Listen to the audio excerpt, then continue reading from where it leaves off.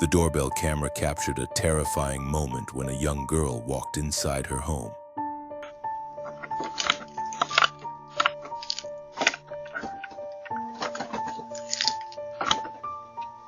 But not even 5 seconds later, two men suddenly stepped onto the porch. One of them immediately grabbed the doorknob, trying to get inside. The girl started screaming from inside the house, yelling that she was calling the police.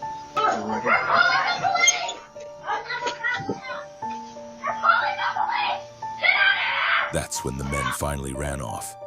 Were they really at the wrong house, or were their intentions something else?